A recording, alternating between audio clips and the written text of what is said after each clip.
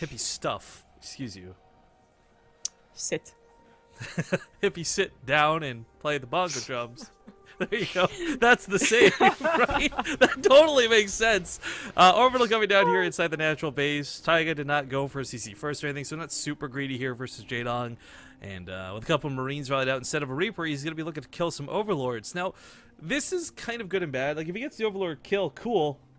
Cat, what are you doing? Here, you take it for a second. Sorry. Okay, well, if you got the Overlord kill, that would be cool, but it's not going to happen. The Marine didn't see it, and the Overlord probably would have survived anyways. So that Overlord's going to be in a very key position now to get really great scouting. Usually you're going to put your Armory, for instance, it's Drunken Boy, guys. Like he's thrown out a lot of Hellbat builds, whether or not they're all in. But it's usually going to be in the back. One kind of clever thing Terrans could do is they go out with the two Marines, they risk getting killed by Lings, and they kill the Overlord over to the left. And then they put the Armory over to the left, and then that would be out of range. But looks like Tyga's not going to be doing that. Sorry about that. My cat knocked over my container of gum, and now there's unchewed gum all over the floor, and now I have to throw it out, and that's not cool. I mean, I also really? didn't want her eating it because I don't know if cats can. I don't know what'll happen if she eats gum. Not good things, I imagine. I guess not. Well, I was talking about the Overlords, and it looks like Jaedong wouldn't even need an Overlord anyways. These Lings do scout that it is a fast third CC. Almost get killed in the SCV too, but still gonna have to run away. Not a full wall off though. There we go. As you say, the Deepa should come down. Make sure this doesn't ever happen again. It's very interesting that Tyga's not going to go for a Hellbat push, in my opinion. Not to not like, haha, you can never stand up to Jaedong. Like, why isn't he cheesing? But just that he has been incorporating a lot of Hellbat pushes in the rest of the TVs that we've seen. And, I don't know, maybe hoping to shock Jaedong. That doesn't work as Jaedong scouts it, or maybe hoping that this will teach him a lot about the matchup. I mean, he's looking towards the future here. Him and Illusion, we're just joking about who's going to lose to him. So maybe this will be great training for the next 3 qualifiers. Well, I still got a little bit of faith in Drunken Boy, and not because of his terror through the brackets right now, but just because he is someone who can pull out these really sort of nasty belts. And I'm not talking like super cheesy Hellbat, all that stuff like we're talking about, but he made no Vikings work versus Stardust. He won out with crazy drops versus Illusion. I mean, his TVZ could be half as good as other matchups, and I still think that'd be pretty fantastic. We do have Jaedong going for a relatively quick layer here. And Spire, of course, already started. Bailing us for defense in case he needs it. Now, he saw a third CC, but that doesn't just entirely rule out Hellbat pushes or even Banshees. They'll just be a little bit later. So you do want to have some type of defense set up. And sorry about the bad observing, guys. Fully removed my cat from the situation. I threw her on my bed, and hopefully she'll stay there. Nope, I take that back. She just jumped yeah, it's just a cat. I'm sorry. Here, I'm just gonna put it out of my room. Your camera's on you for a second. I'm sorry about this. Obviously doesn't know cats very well. Well, we do have Jaedong going back in for a secondary scout. You have an Overseer, so there really I don't think is like a reason not to. You shouldn't really lose it, although the Viking might kill it, so never mind. I would have killed it anyways, right? So you still want to get the scout before it dies. Just at least see that it's bio, if not, when the starport came down. And of course, if he's going to be taking a third pretty, because the third is now done. Alright, so I had to reset the camera there. There's a bit of an angle. Woodamine's coming down. Catch some of those mutas, maybe. Pretty good positioning for them, actually. Yeah, really good. Jaedong's gonna be able to start out with about 9 or 10, or if he unless he gets +1. There you go. Oh, did I completely misread that? He only gets... Okay, so 7 or 8 if he gets the +1. Oopsie. Oh, he gets +1 carapace with it too, that's why. I wonder if I have all 4 of the Woodamines down, though. I mean, it's kind of a risk. If you spread out 2 and 2, there's a chance you actually hit some of the mutas and kill a couple, but not all of them. But if Jaedong comes flying in here without an Overseer ready, he's going to lose all of his mutas to those 4 Woodamines. I'm hoping that doesn't happen. Jaedong's control of mutas is kind of his thing, alright? Maybe more so in Brood War, but definitely still in Starcraft 2. Hopefully he's paying attention to them. Now, honestly, well, that might be a good idea to put the Woodamines there for, like, covering your production. That might have been the first target for Jaedong. It's Van Eye. The natural is just as easy of a target. Oh. Okay.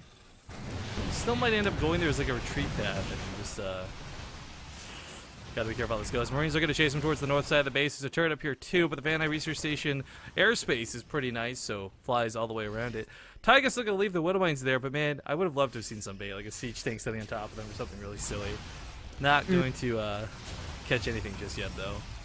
This is the downside, because if you had spread up the Marines, the Woodbines 2 and 2, there's a chance he actually picked off 2 of the Mutalisks just straight up, and instead he gets nothing. Well, Jaedong did delay his upgrades a little bit, but they're not too far behind that of Drunken Boys. I'm just finishing up here right now.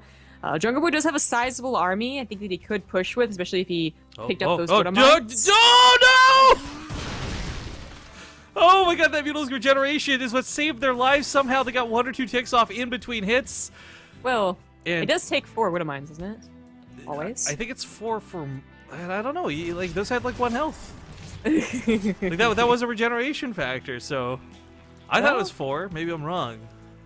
Well, either way, that was a lot of Mutas dead. That does help a little bit, because, you know, if that ball starts rolling for Mutas and it's Ban-I too, where it's really hard to cover, like, the entire width of all your bases, that could be very difficult to deal with. But that definitely helped. In fact, that, I feel like, would have been a trigger for Dragon to go ahead and attack.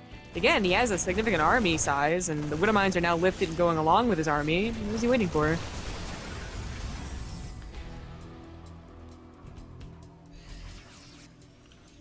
I guess one thing that Dragon Boy's composition is missing is those Marauders, so maybe that's what he's waiting for, but I feel like he's losing out on a lot of time, or usually, you know, if it was innovation, we'd see like a perfect 12-minute timing on those creep tumors clearing it up, but now Jaedong, you know, threatening the middle of the map with creep. The Muta's gonna get on top of the reactors. Maybe pick off a good chunk of these. Tyga's nowhere close to home. It is kind of a push and go and do all the damage you possibly can. Yeah, but it's always the case too. You decide to push out, that's when the Mutas come in. He's also expecting the Banelinks to be coming from the front side, so if he spreads at the back, surprise, surprise, Jaedong's got a flank set up. There's gonna be that ramp to wrap around, and he runs, possibly into the Banelinks. Wait for that one-man shot to go off, not gonna get it. Marines are spread, but he loses too many of them. Muta's gonna come clean this up too, and Tyga takes a huge dip in supply. That's actually just gonna be game GG. Map number 1 gonna go to Jaedong.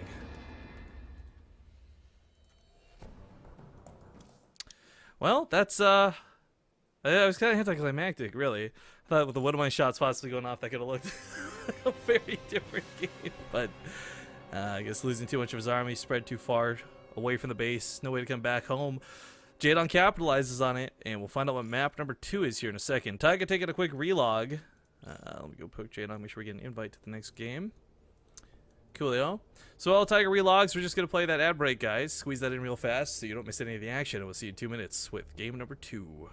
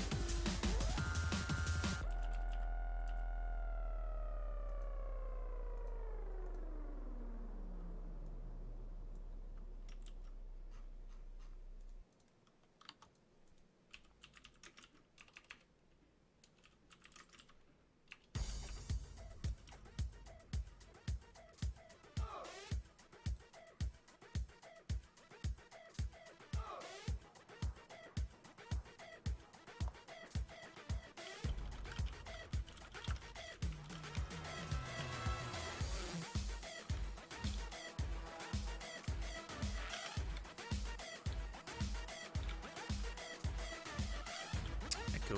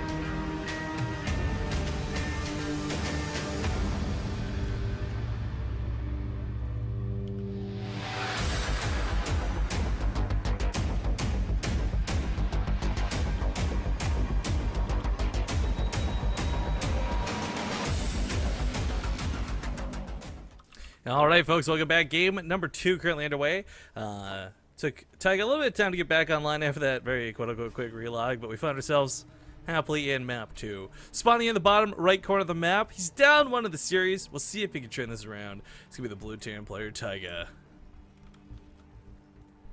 In the top left, as the red Zerg, it's Jaedong. All right, Jaedong looked really commanding that game, and I want to tell you, like, I feel most of the time, whether it's Xenocider or someone else, Vanna Research Station, that's the map we see the Terrans bring it back on. Losing that first map, that's going to sting a little bit going here into the series. I don't know what map number 3 has in store for it, but Echo is one of these maps where, again, we're kind of seeing a little bit of Zerg, not super duper crazy Zerg favoritism, but you get that third as both players, and beyond that, if creep spread is good, it's the Terran player who tends to struggle. I just sort of, like, Jungle Boy just did not feel confident in that game, but I don't want to say that because... Too. Well, because he also played the same way versus the other Zerg we cast him against. Well, I was actually thinking it reminded me a lot more of when he played Game 1 versus Stardust. You know, he was playing really safe. He was playing really not... He wasn't doing any harass. He was just sitting in his base. And when he did move out, it was awkward. Then it might be a lack of confidence in the matchup. As opposed to just being Jaedong. You know, not pushing out when you have, you know, the 2 medevacs ready to go when you did 3cc build. I mean... It's risky when they have early mutas because if you have to pick up, you know, if their defense is too good, then you're not getting out. You're probably going to die. Yeah. But without that aggression, you just also give them control over the map. I mean, Jaedong knew exactly what was going on all the time. He had the good creep spread. He had plenty of time to get a 4th base and defenses. There was never a surprise attack. And it doesn't have to be Hellbats at a surprise. It could just be like a really crisp timing with medevacs and Marines. Well, quick update on the brackets for you all. We will be trying to cast both semifinals, and that's pretty much all that's left at this point. The winner of this fights the winner of Jon Snow versus Patch Toss. On the southern half of the bracket, we get the winner of Masa versus Semper against the winner of Xenocider versus Zeal. So, maybe Tyga brings us back, maybe he doesn't, but that's where we sit, guys, for the qualifiers. We're already close to those qualifying games.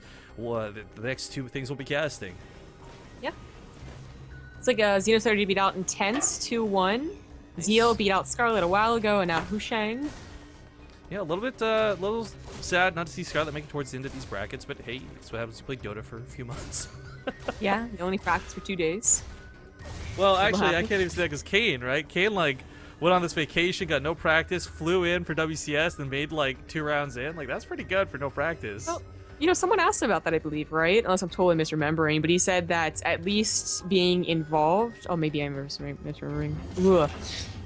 But I guess it, you know, it could affect him too, whether or not he said it. Just being involved in the scene can do wonders for keeping up with it, even if you do take a break. You know, maybe your mechanics fall behind, but at least your knowledge is still there, and, like, you know, the reaction. I mean, Koreans have this, like, what do they call it? Just, like, mental training, I guess, where they just imagine a scenario and how they would do it, and they'll do that on, like, very long, like, plane trips, for instance, so they don't get a lot of actual practice time. Now I'm just thinking, like, a really classic meditation. You get your, like, legs crossed, going like, oh. I feel like it's what you do when you play 12 hours of Starcraft and you try and go to bed, but you're just thinking, like, oh man, what if I did this? Oh, but what if I did that? And then this would happen, and then that would happen. I had a lot of that in the first week of Legacy of the Void. Well, this is why I'm a terrible player, because I imagine for me, like, after 12 hours of playing Starcraft every day, I just go to bed, and that's the last thing I'd want to think of. But while not quite done, that's okay. There are Hellions and Marines to stop this attack, so Jaedong is just going to back away pretty much immediately. Really fast layer coming out of him. 2 base mutos. I mean, you know what? We saw True doing this. We saw Impact doing this. And now we see Jaedong doing this. I say it's a good move. I like it. It's really good at thwarting early aggression from Terran. Okay, you don't get to play super greedy. But because of the way Zerg versus Terran went for so long in StarCraft 2, we kind of forgot that a faster third is greedy. That it wasn't just standard play in the matchup. Not really anymore. We do have a medevac on the way. It was not cut up at those links. Yeah, couldn't quite tell. But the Overlord's going in here now and is going to be able to see that the starport is naked. Ooh, scandalous. Ooh, it's getting naked. With the Hellions coming out, though, on the quantity that they are, too, Jaedong's going to be questioning, like, what exactly is going on. Because this isn't your typical 4 Hellions stop and creep tumors with another 2 coming later. This is a lot of Marines pushing in the middle of the map with him. Mm-hmm. And Hellbats. So Banelings will have to be morphed. He has 10 lings on the way, and the Baneling that's about to finish. This might just be perfectly timed. 8 Banelings. He could have maybe gotten away with 6, but certainly I think safe at 8. Because adding in the Marines as well as the Hellbats to deal with probably makes sense. Oh, he's going to walk the Hellbats into the natural while distracting the main with the Marines. Not quite going to get a bunch of Overlord kills, but he will distract the Zerglings this way. The Banelings even coming here, too. He can fight for a little bit of time before forcing the lift off. Does lose one of the Marines, but those Hellbats not getting a lot done. The Spine Crawler's holding well. The Queens with the Transfuser, too, don't go down too quick, and this attack does not get a lot done. But he does re-drop in the main. Jaedong pulling the drones, though, means he's not going to lose too many to this. And Tyga's little fit of aggression kind of coming to an end. Now, if he focuses down that Banelink, he might be able to sit here in the mineral lines for a little bit longer, but is focusing the spawning pool for some strange reason. Yeah, that was a pipe dream right there. No, Probably wasn't gonna happen. It was ambitious, is what it was. Yeah. As long as he doesn't lose the medevac, then you know, it's not all for naught. But this was not the aggression he was looking for to get a good point in the game. Now he has to worry about dealing with mutas that are right off the back of this attack. His production not super great. He's got to depend on a couple of well-placed Widow Mines again. I'm really hoping we don't see Tyga kind of give up off this. I mean, it is kind of morally defeating to do this big attack, set up for it, and get, well, basically no damage. Now, he's traded out evenly because he killed enough of the Lings and the Hellbats, and Banelings were kind of wasted, but just generally speaking here, that attack didn't attack that drone line, it didn't really affect the economy, and Jaedong is just kind of free to take this third.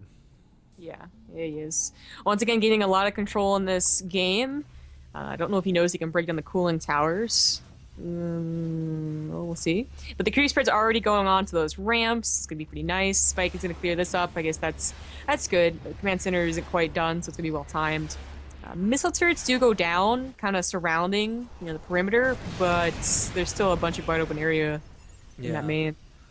I mean, missile turrets are nice, but they only get to cover so much. However, it is better than straight up dying. I think he knew his production wasn't where it needed to be, and it totally sucks that he wasted 400 something minerals and turrets somewhat needlessly, but it wasn't needlessly. He actually needed it. Well, yeah.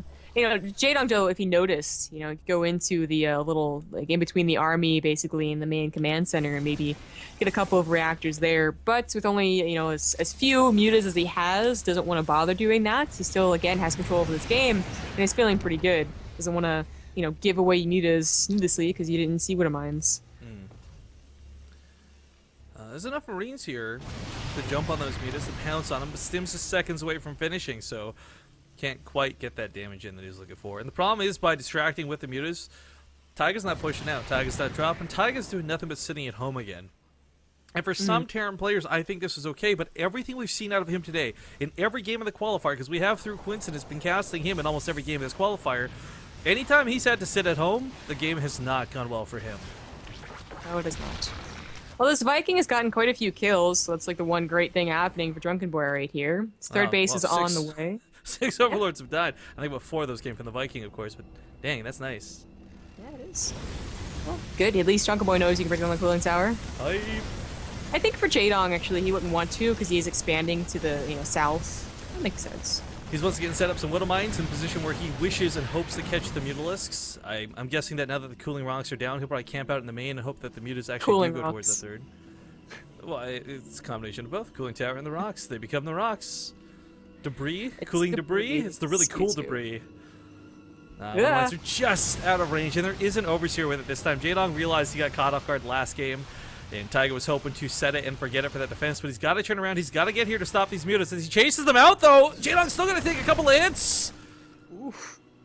Okay, not devastating, but like 1 second out of position longer, and three or four go off instead of just one. I mean, that was still a little bit scary. And poor Tyga can't quite catch some of this lucky break that he needs. Yeah. Well, Tyga, his SCV account is still low. I mean, I don't think that many SCVs have been lost. 7. I just didn't have that many. I didn't get to that fast third CC, but oh man, these mutas are gonna be so pesky to deal with. Yeah. Even if you invest in something like a Thor at this point, it really does come mostly down to the Marines. And if you're pressuring, maybe the mutas are forced to counter or harass. Maybe they're forced to attack you head on with the army. But again, a lot of this comes down to the fact that Tyga had to sit at home for so long and do nothing is giving him very little to no map control. As he pushes through the middle of the map, there's a lot of creep he's going to have to worry about fighting on. Banelings rolling in, off, on, creep, way. There you go, turn around, go, get. Maybe looking for Widow Mines that didn't unburrow. That's kind of odd. Well, Tyga does have a nice army supply. Unfortunately, if they do take a fight, neither will have 2-2, so Tyga's still going to be careful. Going towards the left base, the fourth base is the way to go, but a counterattack is going to compromise His reinforcements. Yeah, dropping the natural though for Tyga while this goes on will distract the Mutas. This gives him full reign to move into this base, Oh, but not God, paying no. attention. Oh my god, eats so many of those Widow Mines to the face, or the Banelings to the face, loses almost all of his Widow Mines. But he's got enough to kill this base. Meanwhile, his third's forced to lift. He lost a lot of SCVs over here himself. Jaedong on 73 workers though, not feeling the burn of this attack.